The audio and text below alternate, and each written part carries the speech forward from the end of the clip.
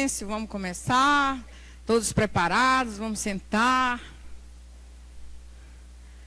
Senhores e senhoras, boa noite.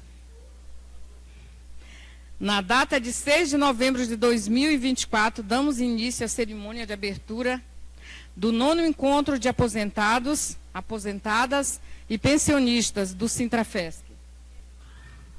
Os encontros de aposentados, aposentadas e pensionistas do Sintrafesc têm como objetivos fortalecer e organizar este segmento, motivando-os e motivando-as para a participação mais ativa na luta por direitos e por cidadania plena. Este é o 9º encontro e definimos como tema: a luta não tem idade, dignidade, respeito, direitos na maturidade. Para tanto, em nossa programação, teremos informações sobre direitos dos idosos, das idosas e a rede de proteção prevista na legislação, nas legislações. Abordamos os temas sobre o envelhecimento e dos limites e das possibilidades para o bem viver, com a saúde e qualidade de vida. Falaremos sobre a importância da maturidade e da experiência de vida que todos trazemos como bagagem históricas. Trataremos sobre a conjuntura política e dos grandes assuntos que são pertinentes na sociedade, como crise climática, o acirramento da extrema-direita, em crise em nossa frágil democracia e as possibilidades que podemos contribuir para as futuras gerações. Debateremos sobre as dificuldades e as superações num quadro de grandes violência que somos acometidos por sermos idosos, entre os quais a exclusão digital e os golpistas financeiros. Enfim, de fato, nos mantemos na ativa e lutando, fazemos jus a nosso lema e queremos multiplicar nossas ações e alcançar aqueles e aquelas que foram abatidos pelo peso do preconceito que nos atinge por estarmos vivendo nossa maturidade. Portanto, estamos todas de parabéns por conseguirmos realizar esse importante evento. Na nossa programação do primeiro dia, acabamos de assistir à peça teatral intitulada Seu Tempo Acabou, produzida pelo grupo de teatro da Oprimido e Oprimida, que compõe o Estepô, a Escola de Teatro Político em Santa Catarina. É importante registrar que esse grupo surge por iniciativa do Coletivo de Aposentados e Aposentadas do Sintrafesc em 2009. E desde então segue contribuindo com a arte teatral junto aos movimentos sociais e com o apoio do Sintrafesc, inclusive no elenco. Seguindo com a programação do 9º encontro de aposentados, aposentadas e pensionistas, lembramos que o Sintrafesc completou 36 anos ontem, pois foi criado em 5 de novembro de 1988. E em homenagem a todos, todas e todes que construíram esse sindicato, vamos fazer uma saudação batendo palmas.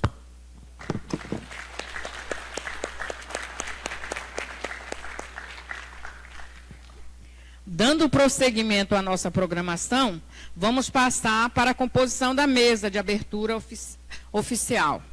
Para isso, convidamos o representante da CUT, que é o senhor Rogério, que está aqui presente, para fazer parte da mesa.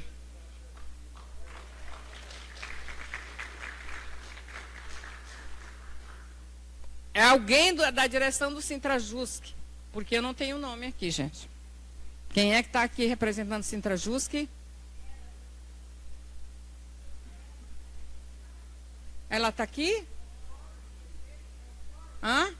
Sinjusc, Sinjusc. Pelo Fórum do Serviço Público.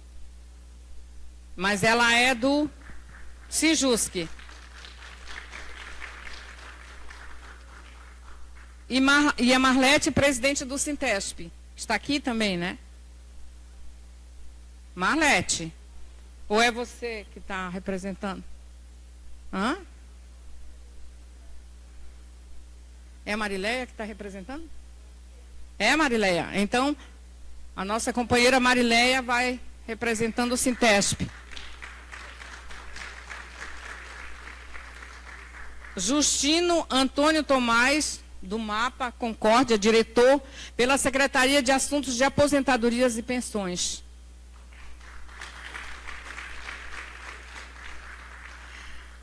E Délmio Antônio Felipe, presidente do Sintrafesc.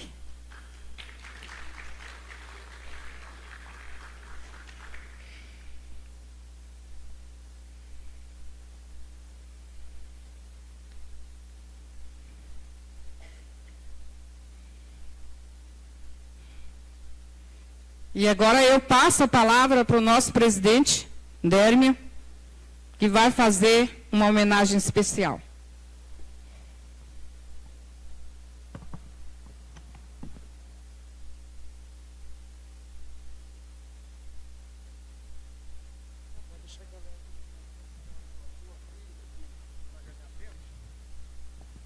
Cumprimentando aqui a companheira Marileia, representando o Sintesp, a companheira Ellen, representando o Sinjusc, e também o Fórum do Serviço Público, como um todo, federal, estadual e municipal também, que seja bem valorizado o serviço público. Companheiro Justino Tomás, nosso secretário de Aposentadorias e Pensões adjunto, e o Rogério, presidente, o diretor da CUT, representando a CUT, Central Única do Estado de Santa Catarina. Muito obrigado pela presença de todos. Nesse momento, gostaria de, na abertura, aqui já, lembrar aqui que nós tivemos uma perda muito expressiva. O nosso diretor da Secretaria para Assuntos de Aposentadorias e Pensões, infelizmente, faleceu no dia 27 de setembro. O nosso companheiro Oswaldo Jesus Correia, 73 anos, aposentado do IBAMA, um companheiro lutador, um companheiro amigo, companheiro sempre junto, sabe? Muito educado, muito levando as coisas sérias, sabe? E então, nas saudades, em que encontramos as memórias que o tempo não pode apagar, certo? Então, meu companheiro Oswaldo, que saudades de ti, que saudades do tempo de luta, de telefonemas, de tantas ações que fizemos junto. E hoje, então, quem está representando a Secretaria é o nosso companheiro Justino Tomás, que ele né, o secretário adjunto e passa a ser o secretário efetivo. Então, em homenagem ao companheiro Oswaldo, eu solicito aí que em pé rendamos um minuto de silêncio em homenagem ao Oswaldo de Jesus Correia.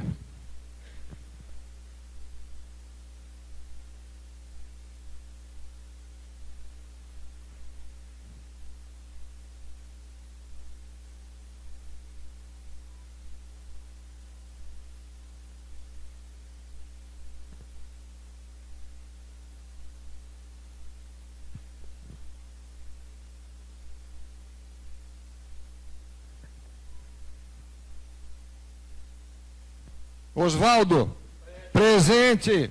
Oswaldo, presente. Oswaldo, presente.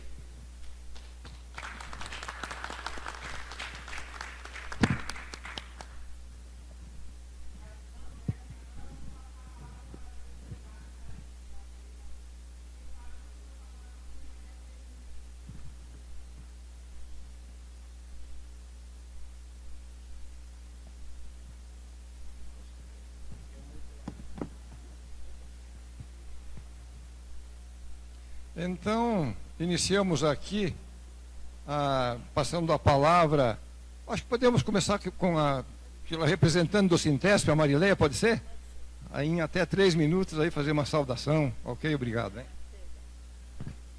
Então, boa noite a todos. Me sinto muito honrada de estar aqui representando o Sintesp, né, que é o Sindicato dos Servidores Públicos Estaduais de Santa Catarina. E, por coincidência, eu também sou da pasta de aposentados e pensionistas lá no nosso sindicato. Então, a gente é parceiro aí junto com o Sintrafesc, né? E, assim, é muito legal essa iniciativa que o Sintrafesc, assim como outros sindicatos, fazem de ter esse momento com os aposentados, né? Que é o momento que a gente vai dividir as responsabilidades, que a gente vai compartilhar, né, conhecimentos e encaminhamentos. Então, muito legal essa iniciativa desse encontro. Espero que todos aproveitem bastante. E como a gente já viu nesse teatro, né, a importância da gente ver situações que acontecem com a nossa vida e que a gente às vezes não se dá conta, né, de como pode ser diferente, como a gente pode se posicionar e como a gente pode viver mais feliz e não deixar nunca que outras pessoas nos oprimem.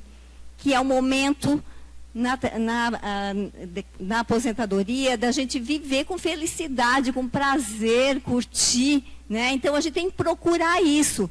Tem muitos obstáculos que nos impedem, né? Que atrapalham, mas a gente tem que buscar isso, porque é um momento nosso, de quem já contribuiu a vida toda, né? Com a sociedade, né? Cumprindo o nosso papel.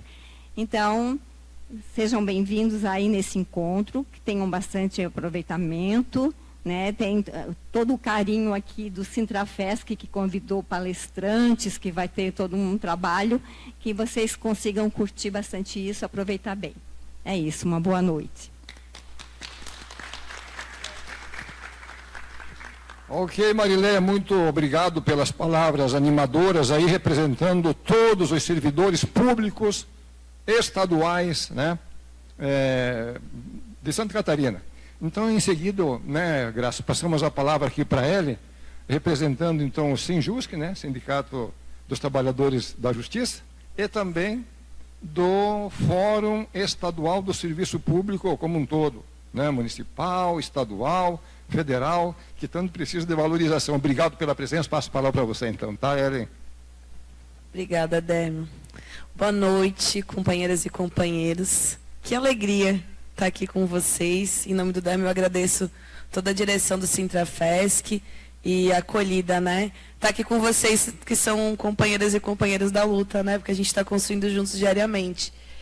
Como o Dérmio falou, eu sou a Ellen, eu sou do Sindicato dos Trabalhadores dos Judiciários Estaduais de Santa Catarina, o Sinjusc, e junto com o Sintrafesc, com o Sintesp, outros sindicatos estaduais, outros sindicatos municipais e sindicatos federais, a gente constrói o Fórum Catarinense em Defesa do Serviço Público. E a gente constrói o fórum que tem como uma das pautas centrais a questão das reformas previdenciárias, que é o que tem, acho que, mais atingido e assolado os aposentados nos últimos anos, né? Mas antes de falar disso, eu queria dizer que lá no Sinjusc eu sou a diretora liberada que acompanha o núcleo de aposentados e pensionistas. Então, a gente sempre conversa muito, porque temos as diretoras aposentadas, né? Mas na liberação sou eu. E eu sempre gosto de reforçar muito com as companheiras o quanto o fato de eu poder hoje estar aqui como dirigente sindical, aprendendo tanto que eu aprendo como, né, diretora, liberada, fazendo a luta, só foi possível porque todas elas vieram antes abrindo caminhos para que eu pudesse estar aqui. Então, eu agradeço sempre as aposentadas e aposentados da minha base, e na oportunidade de estar aqui com vocês, eu também quero agradecer pela gente, enquanto classe trabalhadora, poder se forjar na luta juntas e juntos, e por vocês serem as pessoas que me permitem estar aqui hoje, por a gente poder, nesse processo, aprender, trocar e caminhar, seguir sonhando juntas e juntos. Voltando à questão do fórum, daí, tirar a parte da emoção, a gente tem se articulado muito no fórum em relação a todos os ataques que a gente tem vivenciado no serviço público, né? E quando a gente fala na questão da previdência, que eu acho que é uma coisa que toca muito as aposentadas e aposentados, e Inclusive, quem está na ativa, muitas pessoas ainda não se deram conta do quanto isso vai atingir, que às vezes as pessoas olham só para o umbigo, né? Ah, isso aqui não me pega agora, então está tudo bem, e não somam-se na luta. Acho que isso é bem importante dizer. Mas a gente tem discutido muito no fórum, né, Marileia? O quanto tudo que se tem de justificativa em todos os governos, né? Porque a gente teve reformas federais, estaduais e municipais, e está tendo há muitos anos. A justificativa é sempre que a gente se tira direito previdenciário por conta de um déficit da Previdência, porque a gente teve um aumento da expectativa de vida da população, e que bom, né? Uma queda da taxa de fecundidade, e isso geraria um déficit previdenciário. Quando a gente sabe que, na verdade, essa demanda do fundo, do déficit, seria facilmente resolvida com a taxação de grandes fortunas, com a contratação de mais servidores públicos, para alimentar o fundo e fazer ele girar, né? Com o fim das isenções fiscais para as empresas, para um dinheiro que a gente não sabe nem para onde vai. Quer dizer, a gente sabe, né? Não se é dito, não é transparente. Então, existe um discurso muito perverso que afeta... eu acho que eu já até falei quase os 3 minutos. Eu vou só finalizar para dizer que existe uma lógica muito perversa de se organizar na sociedade, e tem muito a ver com o que o teatro trouxe. E aí, pensar que a gente vive numa sociedade, o Brasil é uma sociedade extremamente desigual, profundamente desigual. E a Constituição Federal, né, quando se cria a Constituição Federal, ela, de alguma forma, ela traz direitos sociais para a gente, de algum modo, suprimir e enfrentar essas desigualdades. E aí, a gente entende, e a gente discute isso no fórum, que a Constituição, que o serviço público, que o direito social, que é garantido pelo serviço público, é uma forma de enfrentar desigualdades sociais. E a Previdência está dentro desses direitos sociais, certo? A Previdência é um direito social, né, que visa garantir a dignidade, né, uma aposentadoria digna. E aí, pensando a Previdência, eu pergunto para vocês, pensando a Previdência dentro do serviço público, o serviço público como uma forma de enfrentar desigualdades na sociedade que a gente vive, eu pergunto para vocês, quem que é o serviço público? Se o serviço público é um prédio. É um prédio? Quem é o serviço público? E quem são vocês aposentados nesse processo, no serviço público? Como vocês são vistos por esse Estado? O seu serviço público somos nós, pessoas que trabalham, não é um prédio. Por que as pessoas aposentadas são tratadas da forma que são tratadas?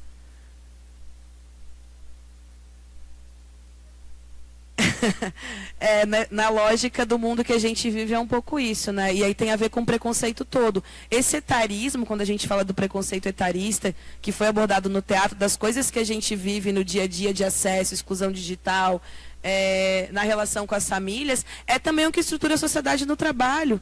É o que justifica você ir lá tirar um direito da reforma previdenciária, você fazer uma reforma previdenciária que tira direito da pessoa aposentada. Porque na lógica da sociedade que a gente vive, você trabalha a vida inteira, você adoece trabalhando, vende sua força de trabalho, para chegar quando você para de trabalhar e quando quer gozar desse direito, que como o Hébio bem interpretou ali, você é jogado de lado, você pode ser tirado, porque você já adoeceu, já trabalhou o que era possível, e aí nessa lógica não serve mais. Então, acho que é importante, né, trouxe isso para pensar que esse etarismo, que esse preconceito que se dá por conta da questão de idade, ela atravessa todas as coisas, inclusive as políticas públicas. Né? É um Estado que é etarista também. Né? Que usa disso, né? Ai, desculpa. Então, só para compartilhar isso e dizer que a gente, nessa lógica do tema de vocês, que é a aposentadoria, né, seguir lutando, dizer que no fórum a gente tem discutido que a gente não quer só resistir às reformas, a gente quer sonhar. E eu acho que todos os sindicatos precisem que todos os aposentados e aposentadas estejam seguindo junto para que a gente pense em sonhos também e não só em resistir à retirada de direitos, se a gente tem condições e está aqui para isso.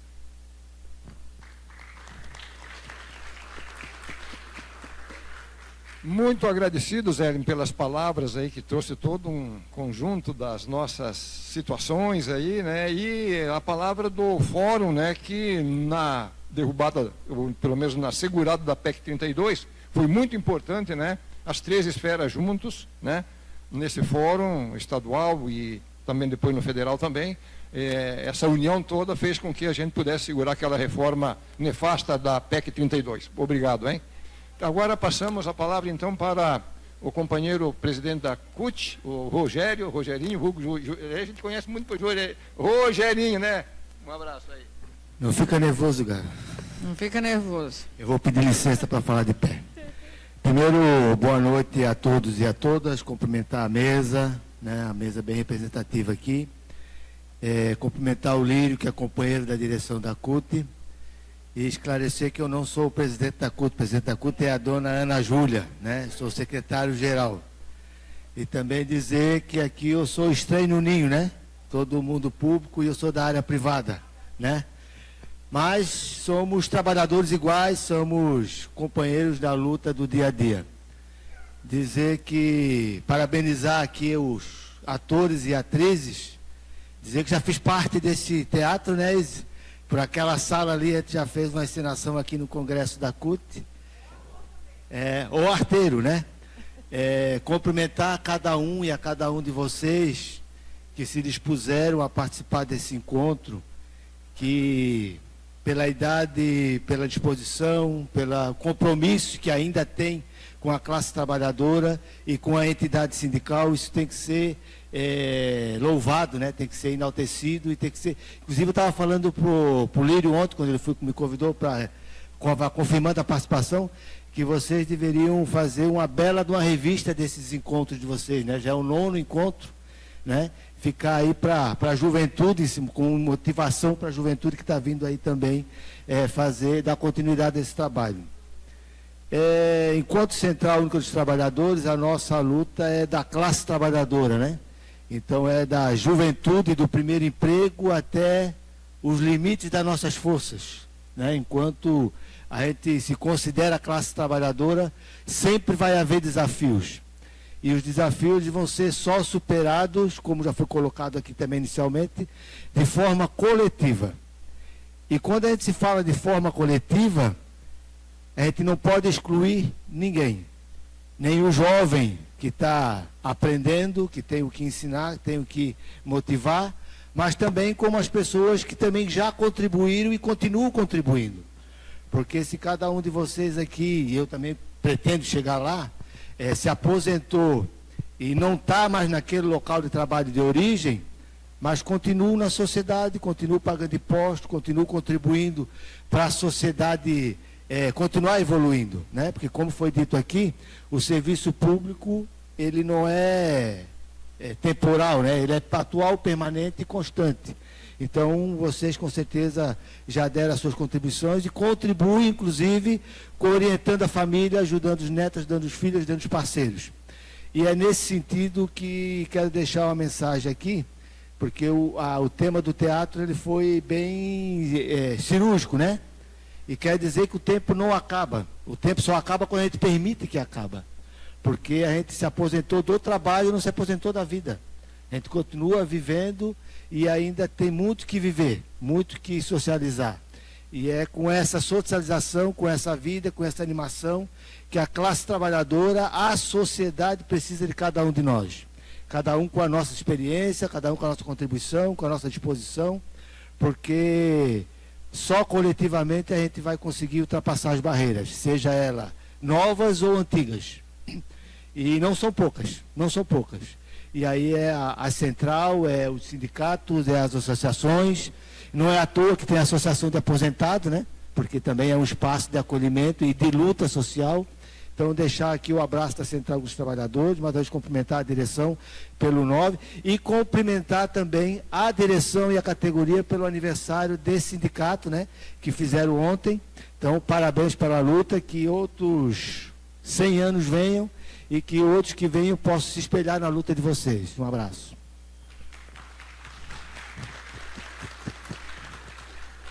Muito obrigado aí, companheiro Rogerinho, pelas palavras e representando os trabalhadores, né, Graça? Pode continuar, isso. Desculpa. Agradecendo a presença dos componentes da mesa, convidamos a ocuparem o lugar no auditório e a gente vai desfazer a mesa para continuar os trabalhos. E pedimos ao Justino, nosso secretário de Assuntos para Aposentadoria, que permaneça na mesa. E convidamos a secretária de Formação, Vera Lúcia Maiorca Sassi, para compor a mesa. Agora convidamos a nossa palestrante, Larissa Tefem.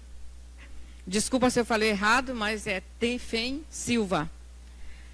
O tema da palestra é Violência contra os Idosos, Direitos e Políticas de Proteção. Currículo da nossa palestrante: advogada em Direito das Famílias e Pessoas Idosas, doutoranda pelo curso de pós-graduação em Direito da UFSC e professora de Direito.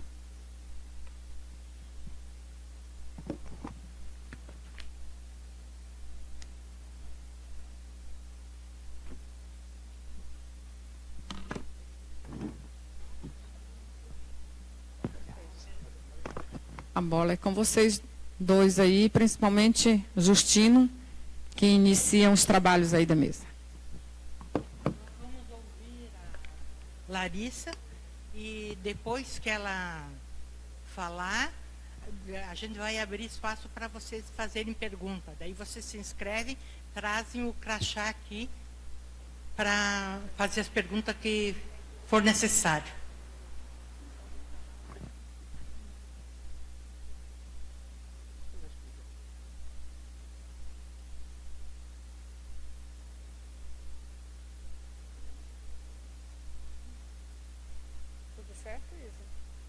Ela vai ter 20 minutos, né, para palestrar, e depois vamos ter mais 20 minutos para debater o assunto que ela vai nos palestrar.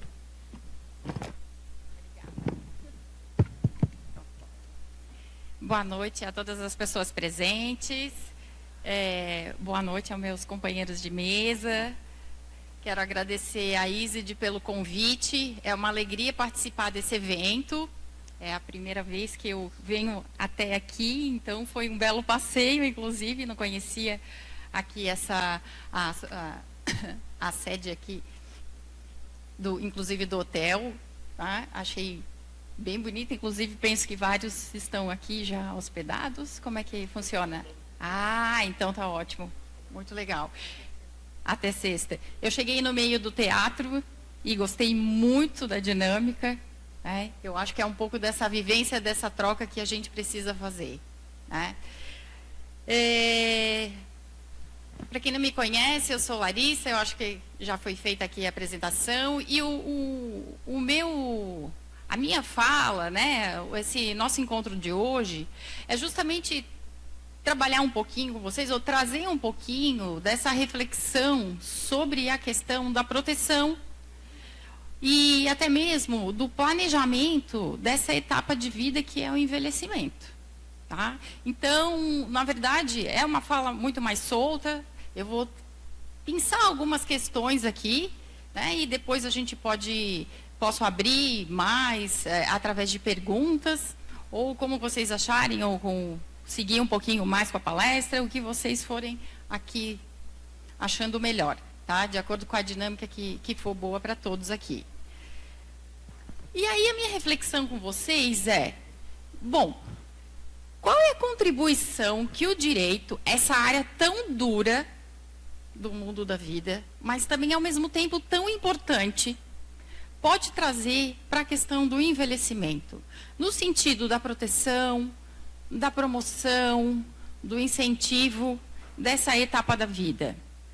O envelhecimento, o tema do envelhecimento, ele é um tema extremamente novo dentro, vamos dizer assim, ainda do direito, ainda que desde a Constituição de 88 nós já tenhamos aí a previsão normativa do ramo do direito da pessoa idosa abrindo, né?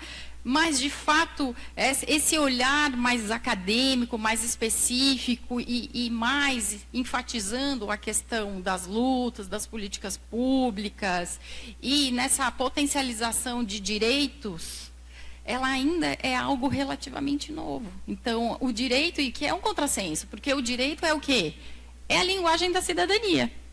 Se todos vocês estão aqui, é porque todos vocês vieram atrás, né, dessas questões ligadas ao envelhecimento, a como envelhecer. E o direito é um dos principais laços para a gente pensar nisso. E nós ainda estamos, né, um pouco atrás. Ainda que a gente vá fornecer os direitos, mas é uma área ainda muito nova. Então, nós também temos que avançar nesse sentido. Se as lutas políticas, em termos de positivação, em termos de eficácia, elas estão aqui, são urgentes, a gente ainda precisa, em termos acadêmicos, em termos do dia a dia, até no judiciário e etc., ainda nos fortalecer. E a pressão social, o que eu vi muito aqui, né, o pensar o agir coletivo, a pressão social, o sair, o pensar não só individualmente, mas coletivo, ele se faz extremamente necessário. Tá? Então, especialmente na nossa área, isso é muito importante. Pois bem, quando a gente fala aqui de envelhecimento, desse tema do envelhecimento dentro da área jurídica, eu, particularmente, eu sempre gosto de fazer uma rápida contextualização, porque esse é um tema novo. Quando eu estou lá na graduação, ou às vezes em palestras, falando sobre esse tema, nem sempre esses dados ou essa reflexão mais social em relação ao envelhecimento, ela é feita. Porque, como eu disse aqui, ele é um tema novo. Para quem já está vivenciando isso, fazendo essa experiência pessoal ou dentro da sua família, começa, né, a flertar, a entender, a compreender. Mas grande parte da sociedade não tem essa experiência. E essa é uma das grandes dificuldades. A colega que falou na questão do etarismo. Como é que a gente muda o etarismo se essa compreensão do envelhecimento ela ainda está tão dificultada? Tá? Então, nós estamos aí num momento de crescimento do envelhecimento. Então, esse grupo populacional idoso está crescendo e, ao mesmo tempo, ele está passando por dois fenômenos. Tá? As pessoas estão, justamente o grupo está crescendo e ele está se tornando mais longevo. Então, nós temos mais pessoas envelhecendo, que bom, tá? E ficando mais tempo, vivendo mais tempo, o que também é excelente. Então, talvez a longevidade aqui que seja o grande ponto dentro dessa discussão. E como nós vamos aproveitar essa longevidade? Porque se anteriormente a expectativa de vida ela era baixa, nós agora temos uma expectativa de vida que ela está aumentando. E aqui nós temos, então, o quê? Uma sobrevida. Vocês concordam comigo que seria uma sobrevida? Eu acho que talvez um termo melhor fosse o quê? Vida. Não é sobrevida. Nós temos muito tempo mais de vida, claro, a depender das oportunidades, das políticas públicas, do contexto, né? Mas nós temos aqui, pelo menos a mais, 30 ou a 40 anos. E o que nós vamos fazer com esses 30 ou 40 anos a mais, que em poucas décadas atrás não tínhamos esse tempo? Então, a reflexão é necessária. Nesse encontro, ele é fantástico, porque vocês estão vindo atrás, tanto em termos pessoais, mas em termos de grupo, refletir sobre como passar esse tempo a mais, né, com qualidade e entre outros. Então, nós temos aí vários, né, uma população que está envelhecendo, uma população que é extremamente heterogênea. Nós temos envelhecimentos diferentes, velhices diferentes, relacionados a gênero, a raça, né, a própria idade. Então, hoje, se nós temos um contingente aí de pessoas idosas, nós temos pessoas, né, com 60, com 70, com 80, com 90, com 100 anos. Então, eu tenho aqui grupos muito distintos, não só em relação à idade, mas em relação a gerações. E isso faz com que necessidades, interesses, né, por exemplo, sejam muito diversos. E como que a gente atende tudo isso? Se pensarmos o direito e políticas públicas, geralmente nós temos critérios gerais. Olha, 60 anos é o quê? É o critério cronológico que a gente usa para definir quem vai ter direito ou não, por exemplo, aquilo que está no catálogo de direitos do Estatuto da Pessoa Idosa. Mas se nós olharmos, por exemplo, um idoso, né, trans, o idoso trans já pode ser identificado como idoso com 50 anos de vida. Tá? E aí, como fica essa situação? Ele não tem direito aos direitos do Estatuto da Pessoa Idosa? Então, é um contexto muito heterogêneo que a gente também precisa refletir sobre isso, porque a velhice, ela é diversa. Tá? Então, isso é muito importante a gente refletir. E, além disso, como os colegas já falaram aqui anteriormente, nas falas e na própria apresentação que eu vi aqui do teatro, nós temos um contexto... Obrigada. Tá joia. Aqui, ó. Um contexto, né, que apresenta uma série de limitações em relação a esse envelhecimento, desde questões de preconceito contra a idade, e que aí a gente vai trazendo outros ismos, outros preconceitos. O preconceito contra a deficiência, e é o idoso e agora é deficiência, uma dupla, tá, vulnerabilidade, um duplo, muitas vezes, uma dupla aí, discriminação, e assim sucessivamente. Então, nós temos um contexto, né, de 30, 40 anos a mais, com inúmeras potencialidades, mas também que ele perpassa num contexto cheio de limites sociais, econômicos, financeiros, culturais. E aí, como que a gente lida com isso? Então, eu achei fantástico a peça quando ela trazia, né, esse fomento no sentido, qual é o problema e como é que a gente lida? Porque algumas questões são coletivas e outras questões são individuais.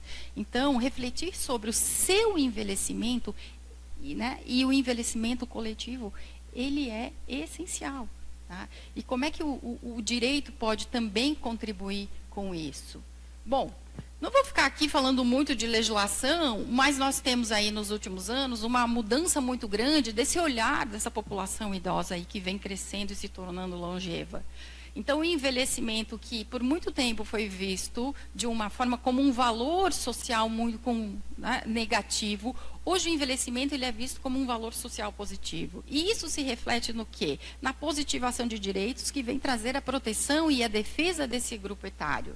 Então, nós temos uma mudança que começa a chegar em termos, principalmente legislativos, de uma gama de direitos que são importantes para essa proteção coletiva e individual. Quando a gente fala em direitos da população idosa, eu tenho lá na natureza jurídica, eu tenho um direito que a gente chama do quê? Um direito social. A base do direito da pessoa idosa, ela é social, ela é coletiva, ainda que eu tenha o quê? Necessidades específicas, obviamente, que muitas vezes, direitos individuais, mas é que ele nasce, a gênese dele é uma gênese de grupo, de coletividade. Tá? Então, é importante que a gente se lembre disso na hora, né, de fazer essas lutas, principalmente mais macras, nesse sentido da afirmação desses direitos. E aqui nós temos, eu gosto sempre de dizer que o direito, ele fornece as principais orientadores de proteção, de promoção do envelhecimento. Então, hoje nós temos uma legislação que nos dá o direito de envelhecer.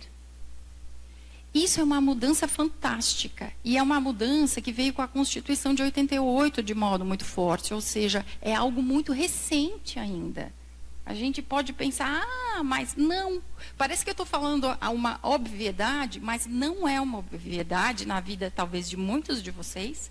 E de um país como o Brasil, que é tão grande e tão desigual. Tá? Então, é importante que a gente fale que todos nós temos direito a envelhecer. E não é qualquer tipo de envelhecimento. É um envelhecimento que vem caracterizado, né, por uma série aí de elementos, que aí são normas jurídicas, e que tem aí a característica de dever ser, que a gente chama, mas que é um envelhecimento que promova a dignidade da pessoa, o respeito, a liberdade, né? Eu coloquei alguns elementos ali para a gente pensar. A independência, o envelhecimento que não vem atrelado ao etarismo, à discriminação por idade, que ele seja ativo e saudável. Então, aqui a OMC, a OEA estão trazendo uma série de tratados internacionais, né, e enfatizando com os países para trabalhar com políticas públicas para afirmação, inclusive, né, desse envelhecimento ativo e saudável. Claro que o envelhecimento ativo e saudável depende do sujeito, mas não é só do sujeito. Porque se eu tenho uma condição, por exemplo, se eu tenho uma deficiência ou se eu tenho uma doença, eu não vou ser ativa e saudável. Eu preciso de política pública. Eu preciso do coletivo, eu preciso do Estado intervindo. E o Estado não pode só esperar que eu planeje a minha vida. Claro, é um movimento meu, mas ele também tem que me dar condições para que o meu planejamento de vida ele possa acontecer. Porque em alguns momentos eu posso ter limitações, e limitações muito duras, que aí eu não consigo também, apesar de ser um ser autônomo, talvez eu não tenha independência. Por quê? Porque eu não ando mais, eu tenho uma doença crônica, eu já tenho algum tipo de fragilidade, ainda que eu consiga tomar decisões. Mas eu preciso de uma potencialização a mais. Tá? Então, esse direito do envelhecimento, ele é um direito importantíssimo. E eu sempre gosto também de falar, se nós temos direito a envelhecer, nós temos que pensar na cadeia geracional lá atrás da gente. Porque para que a gente chegue no momento do envelhecimento, nós também vamos ter que ter o quê? A potencialidade, a proteção e a promoção de passar pela infância, pela juventude, pela fase adulta, para poder chegar ao envelhecimento. E chegando no envelhecimento, uma proteção que me permita passar por essa etapa que a gente vai definir como velhice, né? Sociologia, antropologia, todas as áreas estão trabalhando com esses marcos do ciclo da vida. Tá? Então, isso é muito importante. E nós já temos aí uma série de legislações que vem trabalhando com isso. No Brasil, as duas grandes legislações hoje, Constituição Federal e a legislação infraconstitucional mais importante, sem sombra de dúvida, é o Estatuto da Pessoa Idosa. Vocês conhecem o Estatuto? Ó, o meu aqui, o meu tá antigo, tá assim, ó, o Estatuto do Idoso, mas o Estatuto hoje da Pessoa Idosa. Teve alteração em 2021 para agregar a pessoa idosa no sentido, né, de dignidade da pessoa humana e incluir também o contingente feminino, que inclusive é maior do que o contingente de pessoa idosa masculina. Vocês sabiam disso? Nós temos mais mulheres idosas do que homens idosos. Então, olha, eu já tenho envelhecimentos diferentes. Concordam comigo? De saída, semelhantes, claro, mas muitas diferenças.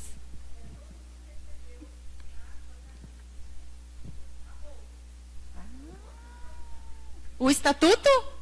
Gente, a Isid me perguntou, onde eu vou conseguir? Eu disse, olha, talvez ali, fantástico.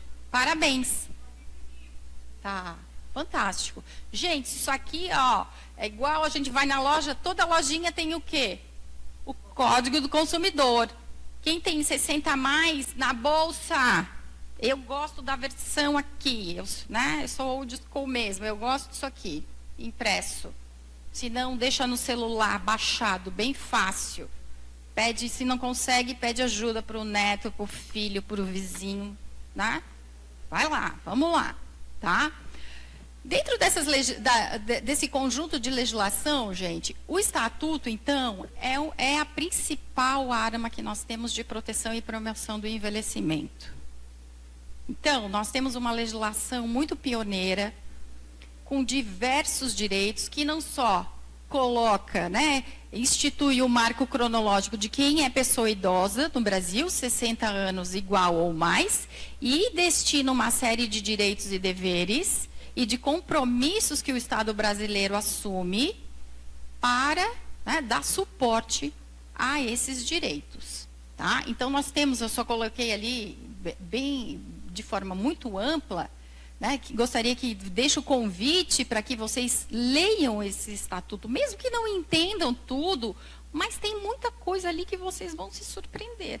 Claro que ele é um estatuto que ele precisa muito, tem muito do quê? De política pública. Por isso que a pressão social ela é importante, o cuidado na hora de uma eleição é fundamental. As eleições, nós tivemos eleições há poucos dias atrás. Outubro, por ali, né? Poucos meses atrás, mês passado, na verdade. Alguém de vocês olhou a pauta de quem vocês escolheram? Não preciso me dizer quem foi, direita, esquerda, não interessa. Mas vocês se preocuparam em olhar se existia uma pauta relacionada à pessoa idosa? Difícil, gente. Mas quem é idoso aqui, 60 anos a mais, levanta o braço aqui para mim. Eu acredito que praticamente todos vocês. Né? Não, pessoa idosa, né? A gente fala pessoa idosa. Então, a pauta da pessoa idosa é fundamental para vocês enquanto grupo e para vocês individualmente. Tá? Então, a gente precisa começar. Eu tenho que levantar a mão também, porque eu tenho 47. Falta bem pouquinho. Daqui a pouco eu estou lá, estou chegando. E aí? Tá? Então, essa é uma questão que envolve a todos nós. Bom, o Estatuto é, então, essa legislação que ela traz uma série de direitos importantes. E, dentre os direitos importantes que nós temos aqui, o Estatuto tem uma preocupação muito grande do combate à violência. A violência, infelizmente, é uma questão estrutural, ela já é vista pela OMC como uma questão, como uma epidemia mundial, e ela tem formas muito diferentes de se apresentar. Né? E os tipos de violência são extremamente diversos, desde violências familiares, institucionais, em função do Estado, e aí as classificações aí em relação à violência. Mas ela se apresenta. Tá? Então, quando nós estamos pensando na população idosa em si, essa violência ela também se faz presente. E essa violência, tá, ela muitas vezes ela vem atrelado em situações, numa situação onde o indivíduo já está mais fragilizado em função da idade. Não todos, mas pelo menos ali. Às vezes não nos 60, mas nos 70 e nos 80, o corpo já está mais frágil. Estou enganada? São envelhecimentos diferentes. Um idoso ou uma idosa de 80 e de 90 anos, eu já tenho uma fragilidade. Não quer dizer que ele está doente, obviamente, não estou comparando isso, muito longe, mas já há uma fragilidade. Né? Então, gente, essas fragilidades, muitas vezes, desses grupos, elas precisam ser olhadas para serem aí protegidas. E aí, muitas vezes, essas fragilidades, elas vão virar até vulnerabilidades, sim, tá? Quando nós temos aí um aprofundamento dessa fragilidade que traz risco à pessoa, essa agora é a ótica do direito, a ideia de vulnerabilidade. E essas vulnerabilidades, elas muitas vezes, né, há um proveito dessas vulnerabilidades em relação a esse grupo. Tá? Então, um dos locos que mais acontece a violência, como também já foi colocado pelo grupo anteriormente aqui, é o quê? A violência familiar. Então, quando nós falamos de violência contra a pessoa idosa, ela pode ser uma violência familiar, institucional, burocrática, psicológica, né? Até coloquei ali, ela pode ser física, sexual, financeira, patrimonial. Infelizmente, o ser humano, muitas vezes ele é criativo para o bem e para o mal, e aí as formas de manifestação dessa violência, né? Ou dessas formas de violação de direitos, elas se dão de diversas formas. Desde uma forma muito sutil a formas extremamente agressivas. Não é só física, mas um puxão de cabelo, um cala-boca, são formas de violência. Tá? Então, a violência, infelizmente, quando a gente fala de violência do idoso, essas violências, elas se dão muitas vezes, né, dentro das casas ou dentro das famílias. E, por exemplo, nós temos já dados aí, por exemplo, do Disque 100, né, atestado nos últimos anos pelos relatórios do Ministério da Cidadania, hoje, assim, né, chamado, enfim, que cuida desse grupo da população idosa, mostrando que a violência ela está ali, tanto para homens, né, são ali destinatários mulheres e homens idosos, feitos, muitas vezes, na maioria delas, os agressores são filhos e netos. Às vezes são aqueles que mais vocês amam, mas são aqueles que mais serão agressivos com vocês. E aqui, atenção, porque essa agressividade, essa violação de direitos, ela pode ser muito sutil, mas ela também pode ser muito escancarada. Tá? E aí nós temos várias formas de violência. E algumas formas que nós temos hoje já testadas, as principais. Violência física, negligência, violência psicológica, abuso financeiro, violência patrimonial e violência, por exemplo, física. A violência física, ela é a última. Negligência e abandono são uma das formas mais, né, enfáticas que aí aparecem. Então, a gente sempre precisa ficar muito atento, porque às vezes as pessoas, os idosos principalmente, eles sofrem essas violências e eles não levam para frente essas violências, porque é seu filho, porque é seu neto, às vezes se culpa, não quer expor a família e continua naquela situação de violência por muito tempo. Tá? Então, aqui o Estatuto ele nos convida que a todos nós da sociedade civil, quando nós presenciarmos ou testemunharmos ou tivermos, inclusive, né, acharmos que alguém está passando por uma violência, pessoa idosa, que a gente faça o quê? Meta a colher. Porque se nós não metermos a colher, nós poderemos ser responsabilizados por omissão. Então, há uma agora que não é, olha aqui, ó, o coletivo de novo, não é só o vizinho que ouviu algo no apartamento do lado, é o condomínio. É a associação de bairro. Todos nós estamos convocados, tá, para justamente impedir essa forma de violência. E a violência, ela não tem classe social. Eu posso dizer para vocês, eu tenho clientes que moram na Beira-Mar Norte e tenho clientes que são professores aposentados da Universidade Federal de Santa Catarina, e tenho clientes, tá? Diversos. Classe C, classe B, classe A, a classificação que vocês se sentirem confortável. Nós temos a presença de violência. Tá? Então, é um problema estrutural. Então, nós temos aqui que ficar de olho. E a rede de proteção que nós temos é extremamente relevante. Delegacias de polícia. Existem algumas delegacias que são especializadas aqui em Florianópolis. Quem é daqui de Floripa? Ah, vocês conhecem a delegacia especializada que trabalha com o direito da pessoa idosa? Ali do lado da casa do governador, casa do governador na Agronômica, não tem uma delegacia, é uma ruazinha assim de bairro, tá? Que tem uma delegacia, a DPCAM. Ali ela é uma delegacia que cuida dos interesses da mulher, da criança e do adolescente e do idoso.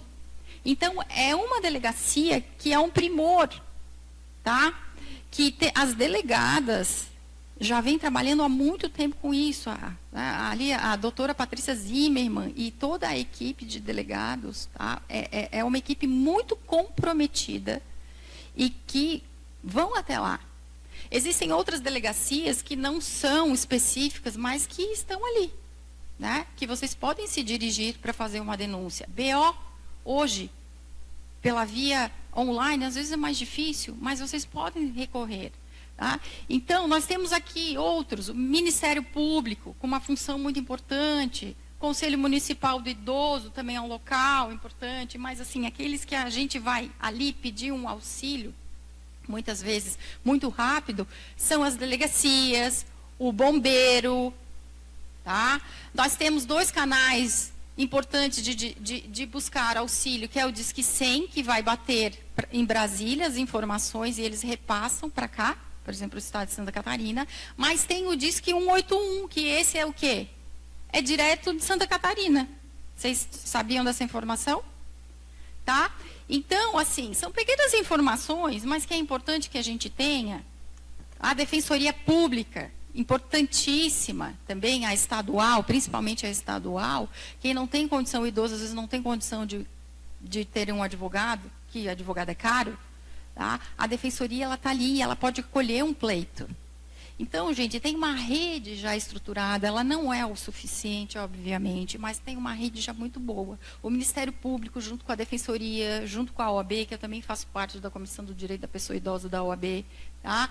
Nós trabalhamos muito aí nos últimos anos, inclusive, para trabalhar com o protocolo PISC, que é o protocolo de como se faz um atendimento da vítima, da pessoa idosa que sofreu violência, para que não haja, inclusive, retimização, então, para que não tenha que contar, né, vai num órgão, vai no outro, para ter que ficar contando essa história, e isso é sempre muito triste. Então, uma rede jamais interligada, profissionais que estão sendo capacitados para lidar melhor com isso, né, para lidar melhor com a violência.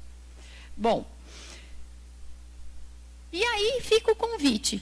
Claro que esse tema da violência, ele é um tema mais duro, tá? Mas que fiquem aqui atentos, cada um à sua vida, cada um à sua rede e à rede dos outros, porque a violência, ela está, e é nesse tete a tete que muitas vezes é que nós vamos ouvir algo, ajudar algo, saber direcionar alguém para resolver uma solução, desde questões que parecem ser simples, né? Mas desde questões que são maiores, tá?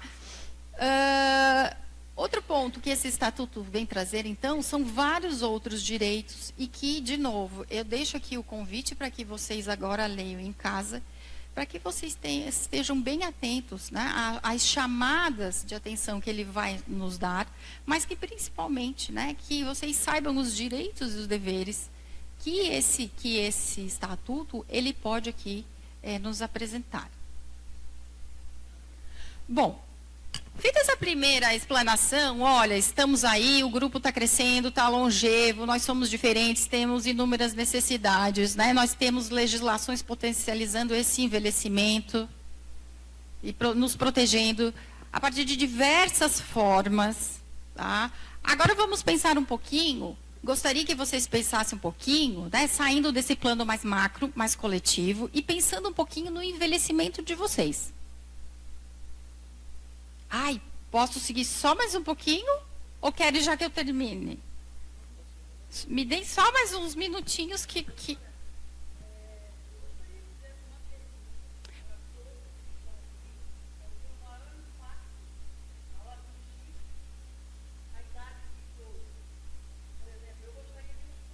Ah, então, tudo bem. Quer que eu faça agora ou pode ser aqui? Tá. Vou começar pela tua, quando a gente terminar. Essa foi a orientação que eu ganhei também, para o final, tá?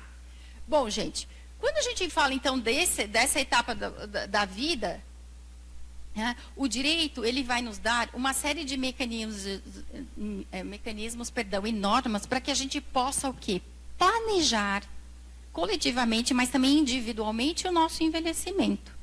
Muitas vezes, quando uma criança vai nascer, a gente está lá pensando na criança, né? Vai fazer o bercinho, as roupinhas, depois o menino cresce, a gente está pensando lá na escola, como é que a gente direciona a vida do menino, depois o menino casa, aí ele já deixa de ser menino, já é um adulto, daí vai para a faculdade, vai ter filhos, e a gente vai pensando nessa etapa da vida. Mas e no envelhecimento?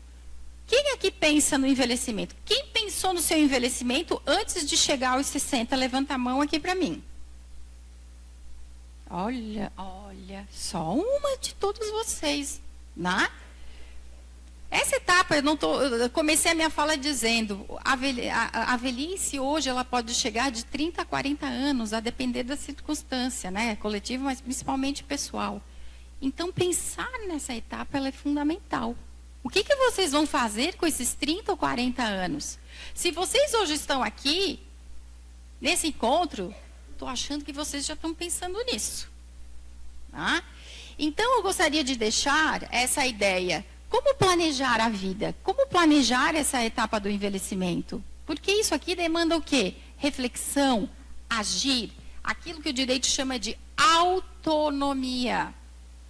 Então, não basta só esperar dos outros. O que vocês também vão fazer? Qual é a responsabilidade de vocês pela vida de vocês? Tá? E aí eu gosto de trazer as seguintes questões. Que tipo de envelhecimento você quer ter? Vocês já pensaram? Quais são os seus projetos de vida para o envelhecimento? O que você pode fazer para alcançar um envelhecimento autônomo, independente, respeitoso, inclusive protegido? Está lá na norma. Já falei para vocês anteriormente. Mas qual é a resposta de vocês? O que vocês estão fazendo aqui? Tá? Dentro dos limites, obviamente, que vocês têm.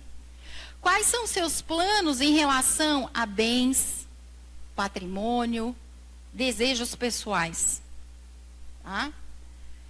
Quem cuidará de vocês e dos bens de vocês na velhice? Ou quando essa velhice começar a se tornar mais adensada? Tá? E se vocês, por um acaso, tiverem, tá, uma situação de incapacidade, que a gente chama de perda de autonomia ou de cognição, quem cuidará de vocês? Como vocês querem ser cuidados? O que eu estou trazendo aqui são perguntas que parecem que são perguntas simples, mas são perguntas dificílimas. Dificílimas. Né? Você já pensou sobre quais os desejos para o final da vida de vocês? Pensar no envelhecimento não é pensar na morte, mas ela pode chegar. Alguém já sabe aqui o que quer? Quer ser enterrado, quer ser cremado, quer estar com uma roupa X, não quer nada. Vou deixar que os filhos decidam. Vocês já tiveram essa conversa com vocês mesmos? Vocês já tiveram essa conversa com a família de vocês? Essa é uma conversa dificílima de se ter em família. Não é fácil, porque são gerações diferentes, com pré-compreensões culturais diferentes. Como é que a gente fica? Às vezes o pai quer ser, a minha mãe dizia para mim, minha filha, eu quero ser enterrada lá no Rio Fortuna, que é da onde ela é. Eu disse, mas mãe, pelo amor de Deus, eu nunca vou te visitar, eu dizia para ela, né? Então, né, ela disse, tá bom, minha filha. Eu disse, não, mãe, se esse for o teu desejo, eu vou te levar até lá, vou fazer o que tem que fazer. Mas é uma conversa que não é fácil, né? Então, gente, o convite aqui é o que o direito pode ajudar vocês nesse planejamento do envelhecimento de vocês, no campo afetivo, no campo patrimonial, no campo da saúde. Olha, hoje nós temos aí o Alzheimer, né, e as demências. Nós temos 1,5 milhões de pessoas que apresentam demências no Brasil. Vocês conhecem esses dados? 1,5 milhão de pessoas com deficiência intelectual e mental, e dentro desse grupo o Alzheimer está galopando. Se vocês têm alguém, às vezes, na família, né, ou talvez possam pensar que talvez vocês possam passar por essa experiência, o Alzheimer nunca é uma doença individual, ele é uma doença familiar. Ele afeta toda a rede familiar. Tá? Será que vocês poderiam já pensar em algumas situações de cuidados? O que vocês gostariam que cuidassem de vocês? Porque aí o direito, na hora que acontecer um Alzheimer, ele vai ter que vir com uma curatela, uma proteção de direitos e deveres.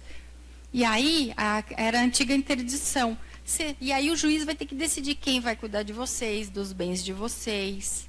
Será que vocês já não querem deixar uma manifestação de vontade para dizer, olha, eu tenho 3 filhos, mas o filho que eu quero que cuide de mim é esse. Porque os outros eu gosto, mas eu tenho mais afinidade, esse aqui, etc. Ou eu quero um cuidado compartilhado, que a gente vai chamar de curatela compartilhada. Olha, determinados bens que eu tenho, eu quero que esses bens sejam usados para o meu cuidado. Não é para o filho. Porque se eu quiser ir para uma ILPI, que é cara, talvez esse meu patrimônio tem que ser direcionado para isso, para o meu cuidado. Então, tudo isso, gente, são questões que o direito está promovendo e tem formas de deixar a manifestação de vontade que depois o juiz, quando acontecer uma curatela, ele vai olhar. Claro que daí ele vai avaliar se é possível ou não aquela aplicação naquele momento que acontecer. Mas isso é planejar o seu envelhecimento, né? Ou as diretivas antecipadas de vontade. Alguém já ouviu falar sobre isso? Aqui é uma manifestação que eu posso dizer aqui, olha, se eu tiver numa situação, chegar numa situação em que eu sei que eu vou falecer e não tem volta e não consigo expressar, manifestar a minha vontade, por exemplo, eu estou num coma que é irreversível, será que determinados tratamentos de saúde eu ainda quero ser submetidas, já que eu não tenho mais um caminho de volta? Será que eu quero uma traqueostomia? Tá? Então, eu tenho aqui algumas formas de deixar algumas manifestações a respeito do que a gente quer também em relação à saúde. E esse é o convite para vocês também. Acabando. Em termos patrimoniais, Vocês viveram, vocês trabalharam, vocês construíram um patrimônio. O patrimônio é de vocês. O que vocês querem fazer com o patrimônio de vocês? Se vocês falecerem, o Estado tem regra, não precisa decidir nada que o Estado vai decidir. Aí vem o inventário, os filhos entram, etc. Vai dar tudo certo. Pode dar uns perrengues, mas no final dá tudo certo que vai ter decisão. Mas e se vocês já quiserem destinar o que vocês querem dos bens de vocês? Vai ter uma parte dos bens que não vai dar para dispor, porque a legislação não permite. Mas a outra metade, sim. Então, através, às vezes, vocês já querem dar em vida para um filho, desde que não prejudique os outros. Então, o direito vai dando esses sinalizadores. Já quero, olha, eu tenho um filho que está com 40 anos, eu tenho duas propriedades, uma eu vivo, a outra, olha, já quero dar um aporte de vida, auxiliá-los agora, tal. Então, talvez uma doação. É uma saída possível? É, porque já dá em vida o patrimônio, né? Agora, com alterações tributárias, quem sabe? Aqui, tanto em Santa Catarina, não, mas em outros estados, tem aí né? A gente diminui um pouco em vida o imposto. Enfim, é uma possibilidade, mas atenção. Se você só tem um patrimônio, minha dica de advogado e de acompanhar inúmeros idosos e famílias, não faça a doação. Porque a partir do momento que você deu para o seu filho, é dele, você só usa. Ainda que você alugue, fique com o dinheiro, more ali e tal. Mas se você tiver um problema de saúde, seu plano de saúde não cobrir, e você tiver que vender aquela casa para pagar um tratamento, o seu filho vai dizer que não, sua nora pode dizer que não, e você vai ficar sem o tratamento. Então, assim, tem muitas coisas aqui que são interessantes para a gente pensar o que fazer, porque o patrimônio, eu sempre digo, é de vocês, é nosso, e a gente é que tem que decidir o que quer. Quero dar mais para um filho, dentro da legítima, estabelecido, se aquele filho que foi mais que lhe deu suporte, por que não?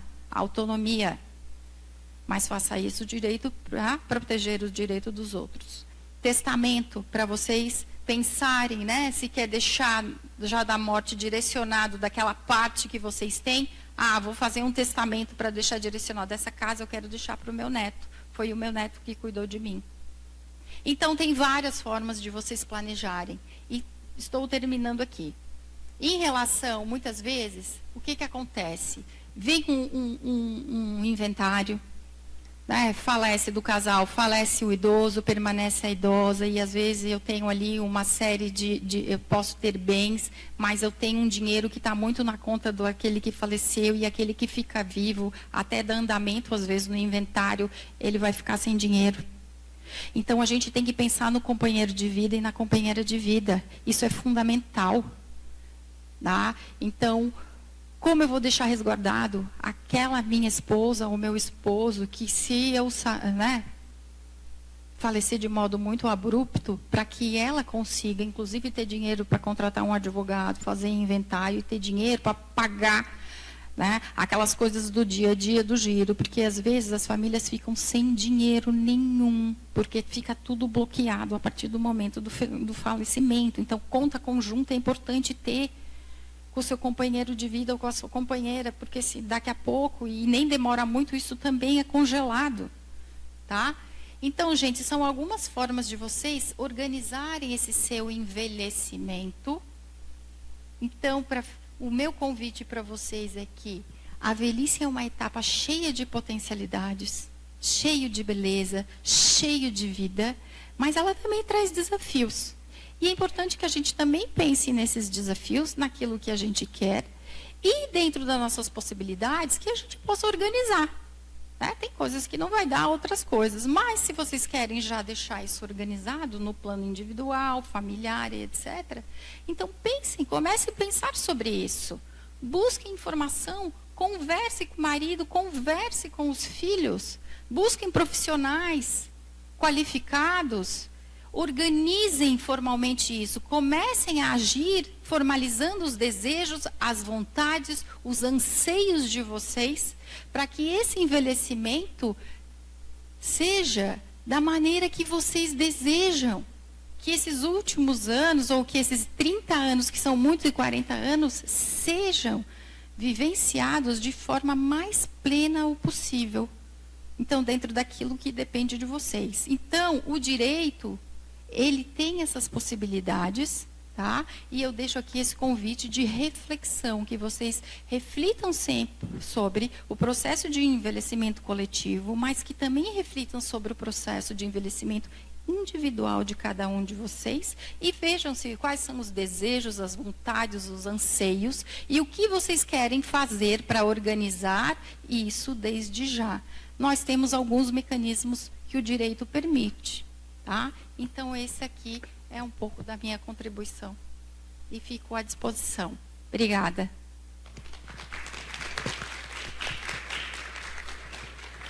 Obrigado, doutora. Muito esclarecedora a tua palestra. Vamos abrir agora para as perguntas. Quem quiser fazer pergunta, 3 minutinhos para fazer a perguntinha rapidinho. E vamos se inscrevendo e na sequência que vai ser feita a inscrição, a doutora vai responder. Traz o crachá, daí a gente faz uma sequência aí. Tem a pergunta da... Já podemos dar uma... Pode começar.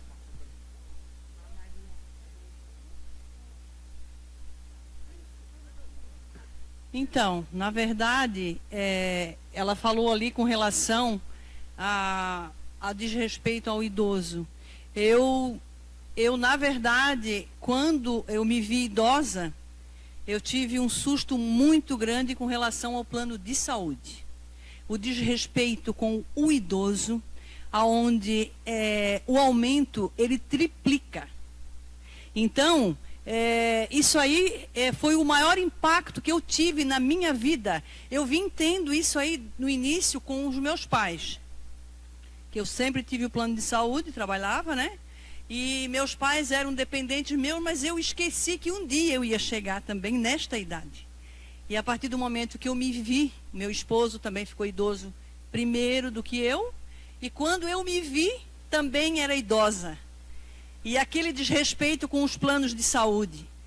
Eu hoje não tenho mais plano de saúde, porque eu acho um abuso, um absurdo, entendeu? Sei que preciso, estou correndo atrás para ver o que eu vou fazer.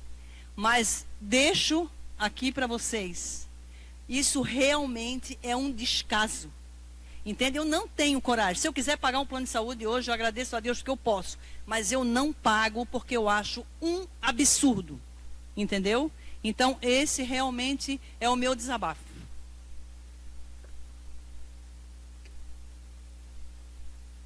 Obrigada. Desculpa, qual era o teu nome? Gorete. Eu acho que essas tuas reflexões, essa tua fala, ela é extremamente significativa. Quando a gente fala em direito da pessoa idosa, o direito à saúde, esse direito nem sempre ele é fácil de se concretizar. E aqui, principalmente para quem precisa de planos privados, que a maioria de nós talvez tenhamos, nem sempre nós vamos conseguir manter esses planos de saúde. Tá? Porque os preços são absurdos, ainda que a legislação ela traga ali limites, que né, a gente vai galgando nos planos de saúde, tenha limites, mas ainda assim, quando a gente migra de um grupo para outro, ainda com os limites que tem legais, muitas vezes são limites que não são obedecidos, e até que a gente reverta isso, por exemplo, em termos jurídicos, leva muito tempo e até lá. Tá? E os preços são realmente absurdos, eles não são compatíveis para inúmeras pessoas, então aqui o sistema público, ele se faz ainda mais importante. A questão do SUS, nós temos aí um sistema fantástico, lógico que há limites, há problemas, todo mundo sabe disso, mas é muito diferente se nós olharmos o envelhecimento em outros países, Estados Unidos e vários países europeus, não existe sistema público de saúde, não tem CRAS, não tem CREAS, não tem UPA, e aí o sujeito fica, né, um envelhecimento muito complicado. Por quê? Porque não tem assistência pública de fato. Tá? Então, a questão é isso, essa pressão coletiva, ela é necessária. E cada vez mais, hoje, quando se pensa nesse envelhecimento, os governos, né, a experiência, por exemplo, dos países europeus que estão envelhecidos há muito mais tempo, um dos grandes desafios do gargalos é isso, é a previdência, é o sistema de saúde público, e não tem milagre. Tá? Então, o que está acontecendo em muitos países? Vamos começar a subir o critério cronológico da idade. Idoso não é mais 60 anos, é 70 anos, é 75, por quê? Porque o sistema público não vai dar conta de dar o aporte, por exemplo, né, de uma gama de direitos, porque não tem lastro. Então, é um problema muito crônico, muito complexo, tá? E que não pode ser visto como problema a questão do idoso, mas essa é uma questão essencial. Sem saúde não tem vida, e aí não dá nem para falar em estatuto da pessoa humana, em dignidade, etc. Tá? O governo federal está pensando, reformulando algumas questões em relação à pessoa idosa. Hoje nós temos uma secretaria muito interessante que está cuidando da questão da pessoa idosa, né? Nós tivemos nos últimos anos, não tivemos isso. Então, o secretário Alexandre é alguém que vem, né, de uma escola de estudos em relação ao envelhecimento. E uma das questões que estão sendo aí tratadas, das inúmeras questões aí refletidas dentro do novo ministério, é a política de cuidados. Tá? Que então está tramitando no Congresso. E eu acho que vai trazer aí alguns suportes para potencializar a questão dos cuidados, inclusive dos cuidados em termos de saúde, porque o ponto hoje, longevidade, é cuidado. O cuidado nas famílias, o cuidado, tá? Na saúde. Então, a gente tem que ficar atento. Vocês já ouviram falar também na política, por exemplo, dos cuidados paliativos? Recente, saiu muito recente, há poucos meses também, uma política pública importantíssima e que precisa ser efetivado e vai trazer consequências importantes, né? Quando eu falava ali de testamento vital, de diretivas antecipadas de vontade, é isso. Então, uma outra forma de cuidado da saúde, quando, por exemplo, a pessoa já está num estado mais terminal e etc. É dignidade nesse envelhecimento, nesse final de vida também. Tá? Assim como a política pública, por exemplo, trabalhada das questões que vai trabalhar com Alzheimer e com as demências. Então, também o governo federal está começando a olhar para isso. Mas estão saindo as políticas públicas, as grandes macro. Vamos ver como isso chega nas pontas. E quando eu digo ponta, é município. Porque quem atende o idoso é o município. É a UPA, é o CRAS, é o CREAS. Eu sempre digo, quando uma questão de violência já chegou para mim e a família não tem coragem de judicializar, o idoso não tem coragem de judicializar, porque ele não vai contra o filho, na maioria das vezes, gente, não vai, não adianta. Por uma série de motivos, eu digo, assistência pública. Vai lá na assistência social, no CRAS e no CREAS. O CRAS e o CREAS, eles têm um serviço fantástico. Eles vão na família, eles vão atrás do filho, às vezes eles são muito mais eficientes do que a polícia e que a gente, que é do sistema judiciário. Tá? Então, é importante saber isso tudo. Eu gostaria de fazer um acordo, que as pessoas que se inscreveram, cada um faça a pergunta, que pode ser que tenha repetição de pergunta. Então, quem se inscreveu, faz as perguntas e depois ela responde em bloco. Então, o primeiro para fazer a pergunta é o Mário. Daí, espera um pouquinho.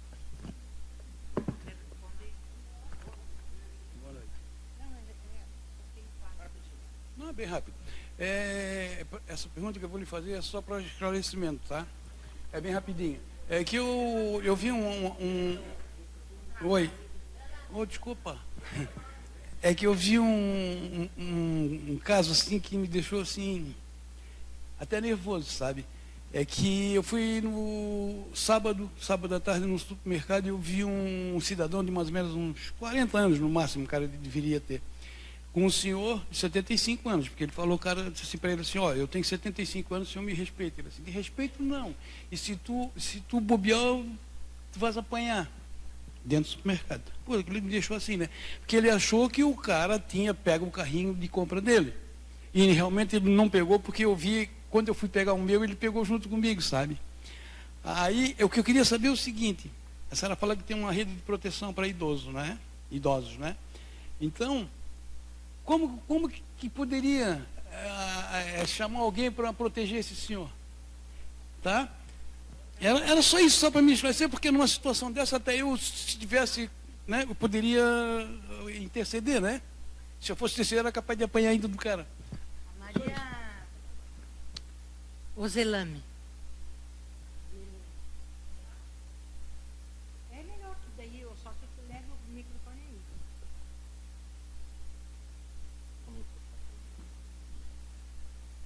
aí. Eu sei que nem a doutora ali falou, que o testamento é uma coisa muito, assim, mais fácil, mais ágil, né? Mas eu pergunto assim, esse testamento ele não pode ser contestado?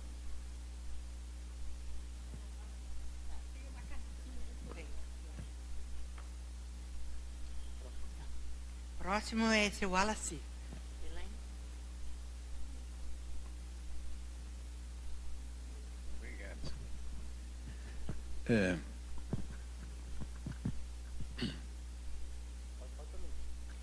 Doutora, eu acompanhei ali as suas explanações, principalmente quanto o que acontece com o idoso, né, as consequências, os direitos, as políticas assistencialistas. Mas eu queria fazer uma colocação. Eu me aposentei, primeira vez, aos 52 anos. Mas continuei trabalhando. No dia seguinte eu estava contratado e continuei. Depois de 15 anos eu me aposentei de novo, aos 67 anos. Mesmo tendo me aposentado pela segunda, eu queria continuar trabalhando mais ainda. Eu inclusive vejo gente que é forçado a se aposentar até a ir para casa. Tem aquelas aposentadorias, como é que chama? Compulsória. Então, é a mesma coisa que dizer que a pessoa chega a uma idade que não presta mais, vai para casa, que é o caso do velho, né? Então, eu não vejo por que a gente não possa brigar por políticas públicas que criem a possibilidade de os idosos continuarem prestando serviço, continuarem sendo úteis à sociedade. Hoje em dia tem muitos órgãos que adotaram um sistema de home office, porque, inclusive, se criassem alguma atividade para velho, eles já teriam dificuldade de locomoção, essas coisas todas. Então, seria uma política ampla de atividade e de forma de trabalhar.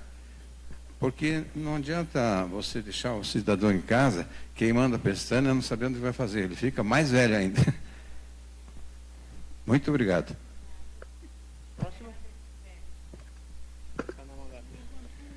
Então, você falou que realmente é difícil, né, de a família conciliar todas essas questões aí da velhice, em termos de futuro, das perspectivas, né? Sabe, as inseguranças em relação a quanto tempo eu vou durar, né? Estou com 73, eu vou até quanto? Vou ter até um acidente daqui a pouco tempo, né? E aí tudo bem, aí sobra um bom capital. Mas se eu durar muito tempo, pego uma doença de Alzheimer, ou eu, a minha esposa, como é que fica com os filhos? Também, aí tem que ter reserva, se é que tem, né?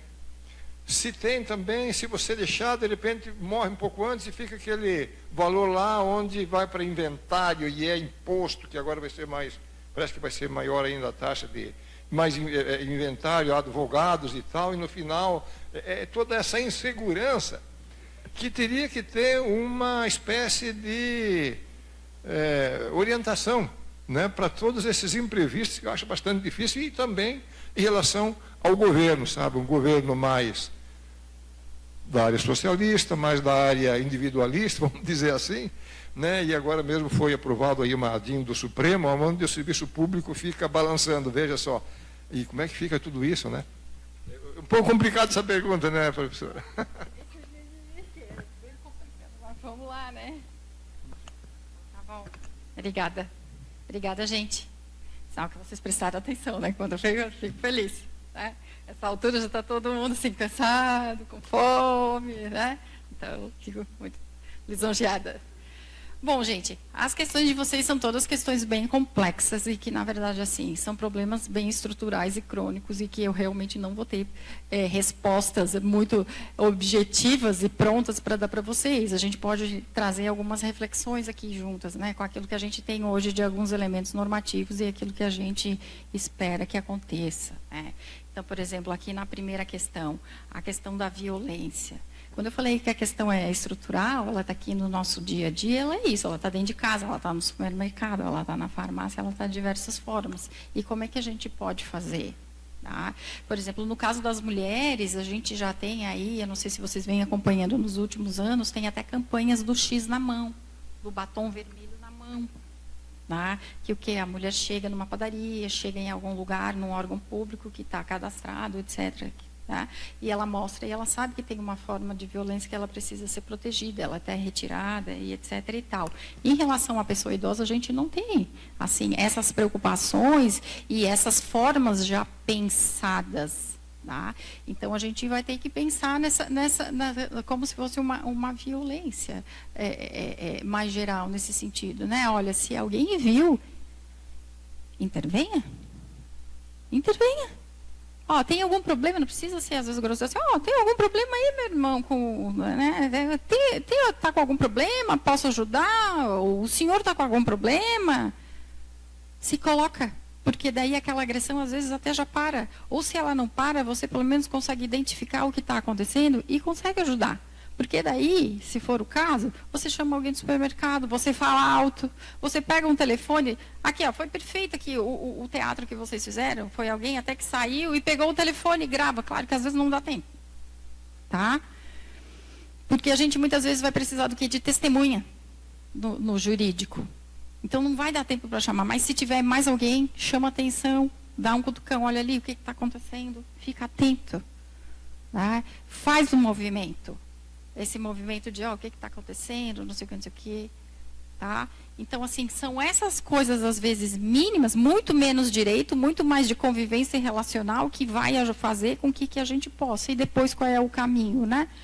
É pegar quem é uma testemunha, se gravou um vídeo, se gravou um áudio, e aí direcionar esse idoso para uma delegacia, e daí com esses elementos mínimos, né, tentar ver quem é essa pessoa agressora, se o supermercado tinha uma câmera que se gravou alguma coisa, né? Então são esses elementos para a gente tentar ver se consegue ter ali um indício de violência e de prova, e aí direcionar isso para o âmbito institucional, que no caso uma delegacia, que é o primeiro local, a primeira porta é a delegacia, para depois levar isso adiante, né? Seja para um MP, e isso virar uma ação, enfim.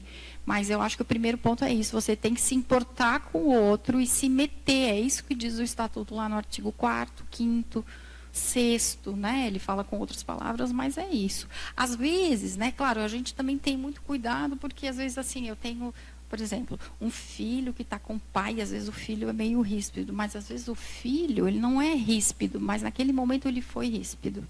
E assim, às vezes é uma pessoa, vamos assim, eu estou pegando um outro exemplo do outro lado para mostrar que às vezes é agressão, é violência e outras vezes não é. Então o filho está lá, o pai idoso tem um Alzheimer e às vezes está numa crise e já falou, às vezes o cuidador primário sem querer ele explode, ele não queria explodir, às vezes não é uma violência, às vezes o idoso está num descontrole emocional e o filho está colocando o idoso no lugar, não sei se vocês já passaram por isso, por surtos de gente, então assim, a gente também tem que olhar com cuidado para identificar a situação, mas se coloca à disposição com tranquilidade, se for uma situação relativamente tranquila, né? Agora, se for algo agressivo, aí você pensa que tem que ser enérgico, como tudo na vida, tá? Não sei se eu respondi, mas assim, é mais às vezes no tato e no bom senso, e aí ver o que você consegue pegar do contexto, uma gravação, um limite, uma testemunha, para tentar levar isso, porque às vezes vai ser o verbal, né? E aí o verbal, como é que a gente prova o verbal? Tá? Pois bem. Em relação aqui... Obrigada pela tua pergunta. Tá?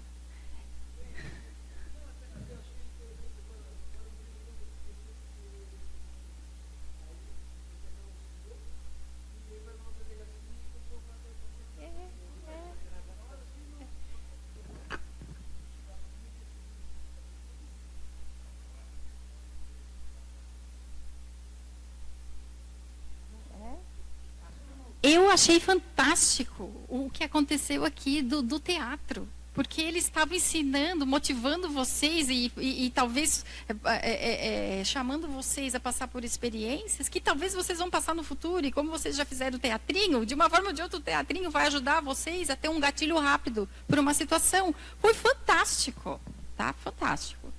Porque quando a gente não passa pela situação, às vezes a gente não sabe o que fazer. A gente fica assim, ai meu Deus, e agora? Daí aquela coisa, ai, por que eu não fiz isso, né? Mas daí já passou. Mas é porque a gente não se preparou para aquilo, né? Nunca passou por aquilo. Exato, tá? Exato.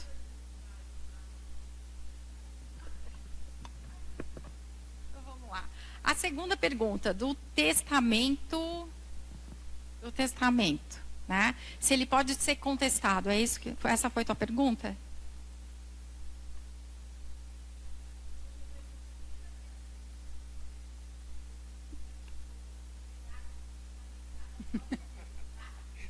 Tá? Tá? Sim, sim. Eu tô rindo, mas assim, sim, é verdade. Ela tem que se preocupar. Entenderam a preocupação dela? Ela diz assim, ó, vou traduzir de uma outra forma, mas ela assim, ó, eu tenho meus bens, eu tenho meus filhos, eu quero lidar com isso, meio que fazer uma gestão, mas eu não estou bem preocupado com meus filhos vão vir aqui em cima de mim, tá? Mas o que vai acontecer, de repente, com os agregados, que às vezes fazem uma pressão em cima dos filhos, não é isso? E aí, às vezes, o que a gente chama de violência é uma violência que não vem do filho, vem assim, do outro familiar, né, que é o parente. E que às vezes o filho compra a história, ou às vezes não, é do próprio filho que está em conluio com o próprio cônjuge, né? Enfim, vai depender de cada rede familiar, né? A gente nunca sabe, às vezes vocês criaram um filho lá com tanto carinho e proteção, e daí a vida se encaminha de uma outra forma, e lá no final da vida tem as surpresas, né? Então, é importante pensar nisso também, tá? Então, o testamento, assim, o testamento, ele é um documento formal importantíssimo, ele pode ser particular, ele pode ser feito num cartório, tá? Notarial. Eu sempre digo que a melhor forma de testamento é fazer num cartório, porque você tem aquilo que a gente chama alguns cuidados na hora de testar, tá? E que vai ter a fé pública, então ele é mais difícil de contestar. Tá? Num testamento particular, você tem uma série de regras para depois ele ser válido, e ele precisa depois ser confirmado. Abrir o inventário, a gente precisa levar esse testamento para ser confirmado, principalmente o particular. Tá? Por quê? Porque não tem fé pública. Às vezes o sujeito foi lá, fez o testamento, pegou 3 testemunhas, as testemunhas vão ver o conteúdo de vocês, então peguem testemunhas assim que sejam, né?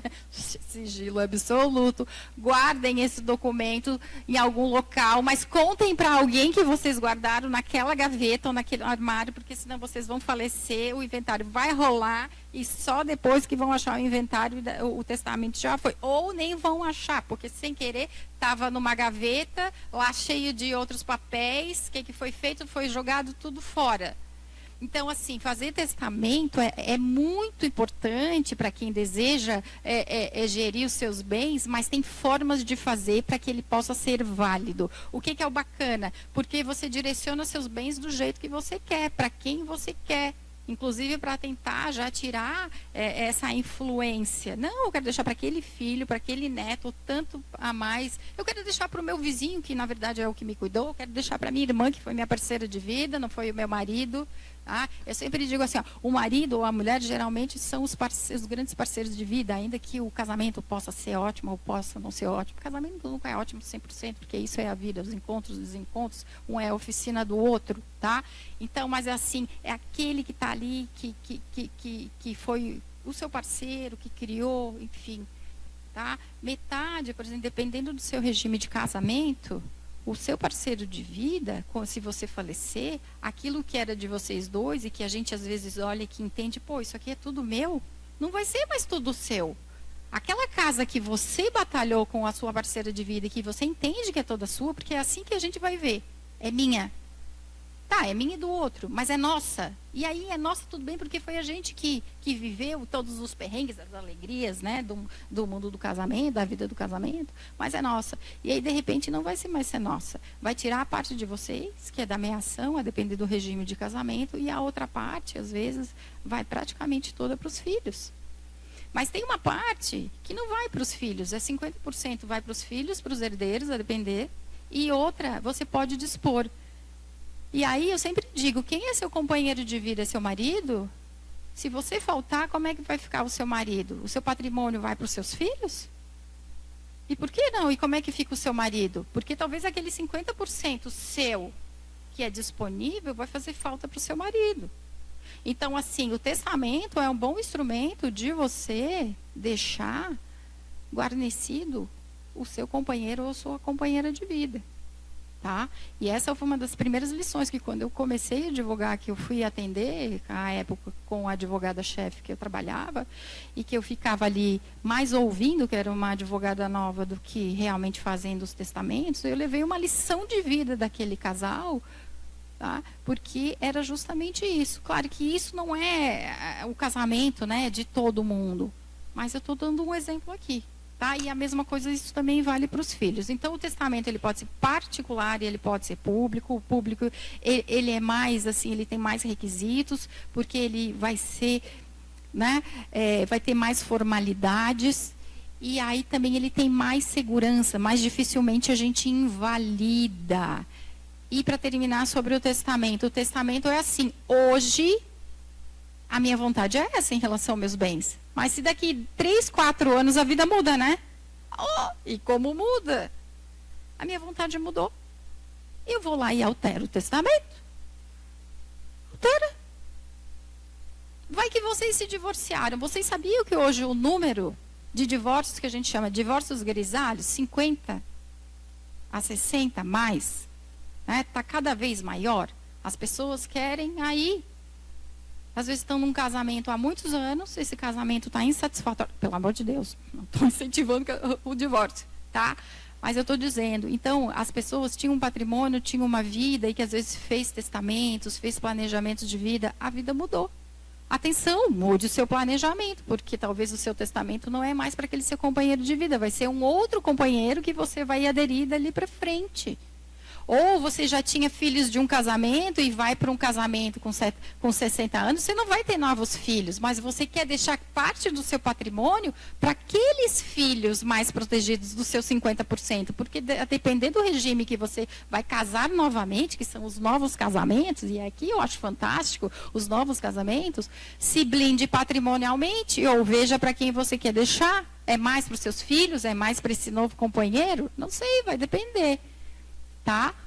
Então, assim, tem muita coisa aqui para a gente... Quando a gente fala em planejamento de vida, é planejamento, inclusive, dos afetos, dos casamentos, dos divórcios que acontecem nessa etapa do envelhecimento, tá, gente? Os afetos, eles são livres, ninguém perde desejo, tá? Ninguém deixa de gostar, de ter desejo, ninguém é proibido a casar, né? Mas, às vezes, a pressão social, a pressão dos filhos faz com que a gente, né, que os indivíduos não possam pensar em ressignificar seus relacionamentos e fazer novas etapas. Então, aqui, o planejamento também é importante e o testamento, ele também é muito bacana para pensar nisso. Tá? Aposentadoria. Pois é, essa questão da aposentadoria, ela é muito complexa. Tá? Nem sou eu aqui, talvez vocês nesse encontro vão pensar com outros profissionais em relação a isso. Mas o que eu vejo aqui, né, se nós temos o direito ao trabalho e o direito à aposentadoria, o direito a uma vida digna, por que não repensar o trabalho? Eu penso aqui só que o trabalho ele não tem que ser uma obrigação.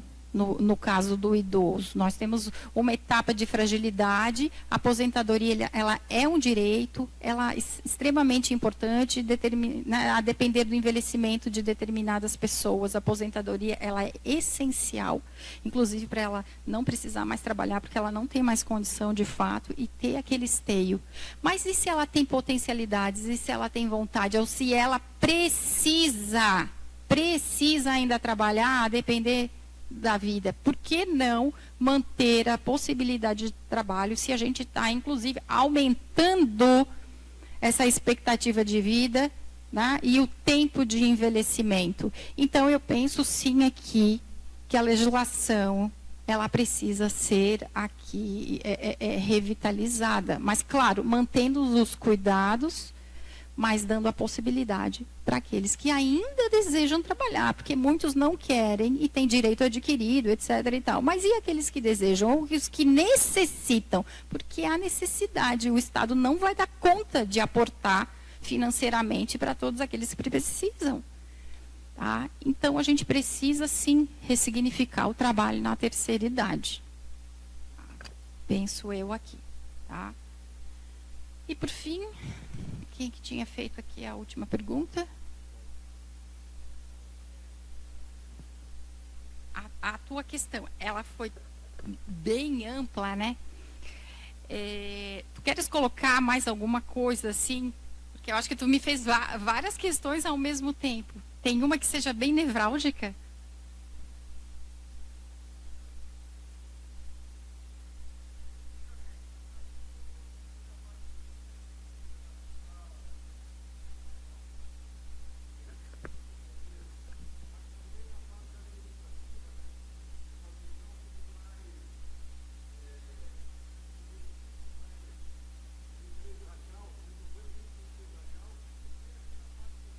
Sim, sim, sim.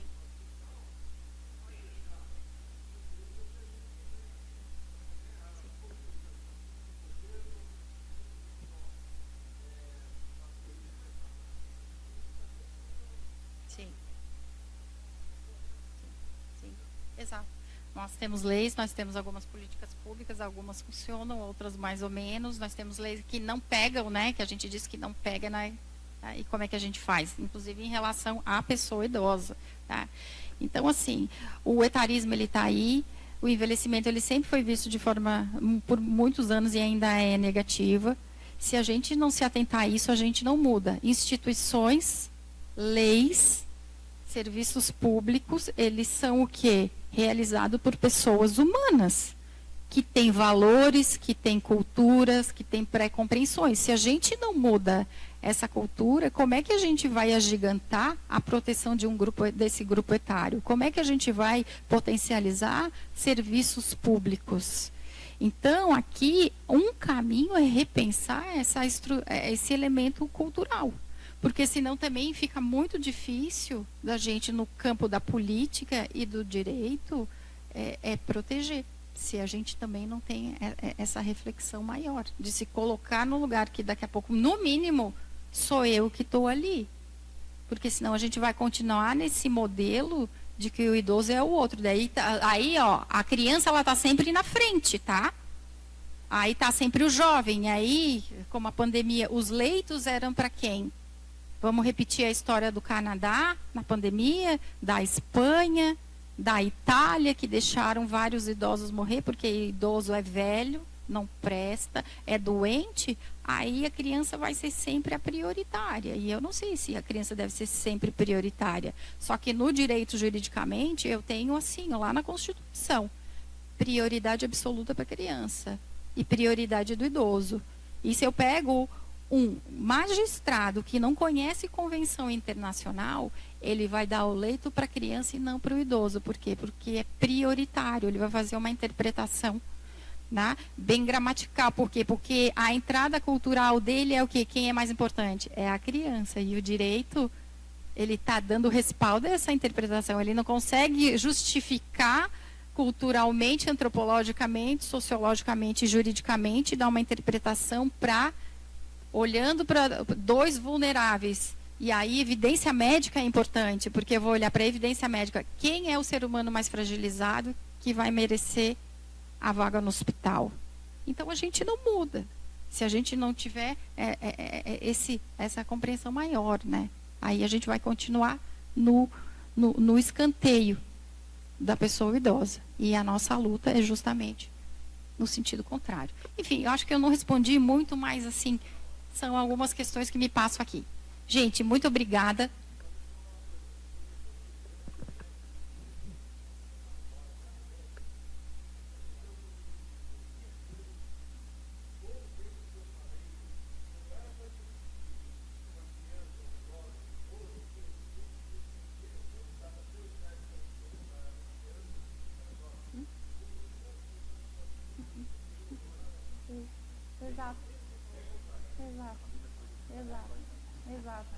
A roda da economia, né, já não gira mais, que aquele idoso já não vai mais fazer. E o que é uma mentira, porque o esteio econômico das famílias... Quem é arrimo de família hoje? Como já foi falado aqui.